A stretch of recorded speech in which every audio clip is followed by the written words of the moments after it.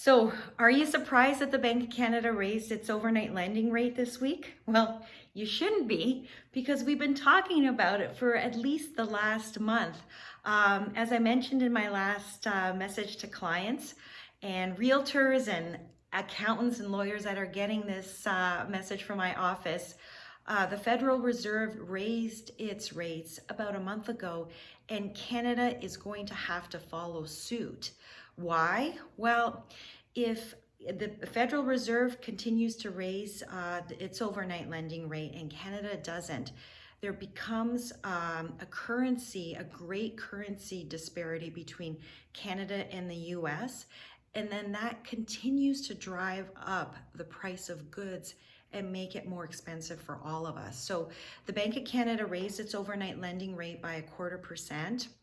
And the main reasons are that inflation continues to be persistent, and it's most persistent in services and goods. And we kind of see that when we go out to a restaurant and we see what we have to tip people and any other services that we have. All of the increases have happened already.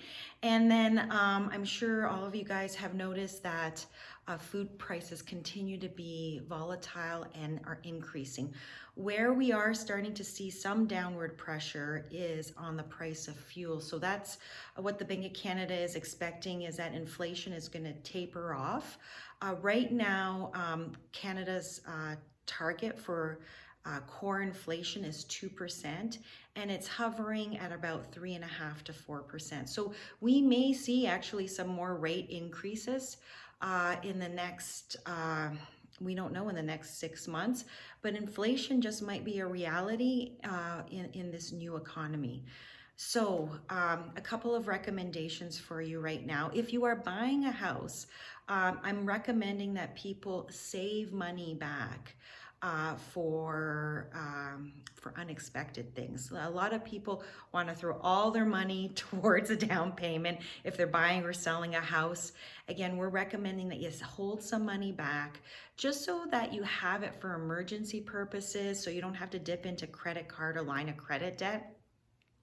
If you have a variable rate mortgage, just stay the course. Remember, the rates are going to go up and they're going to come down.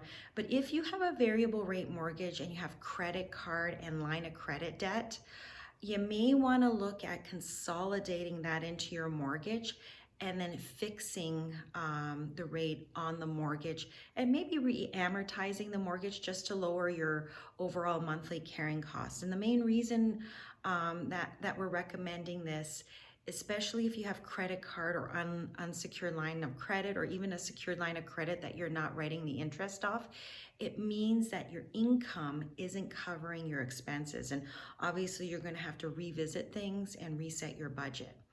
So this is a message to you. If you do need any help with mortgage financing, or if you have a friend or family member who's not happy with the service that they're getting, please reach out to us. I've also included a couple of links to this message. One, the recent Bank of Canada rate announcement. And I also wanted to let you know that when the Bank of Canada increases its overnight lending rate, that impacts variable rate mortgages, but not fixed rate mortgages in the same way. The bond market is what drives in fixed rate mortgages. So we follow that very carefully. And if we've contacted you for your mortgage renewal, please, we're not doing this for our benefit. We're doing this for yours.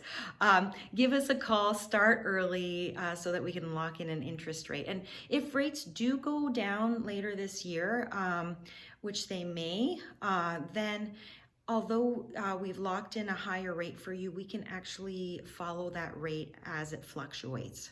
Okay, so contact us. We love helping people. Thanks so much for listening today. Have a great day.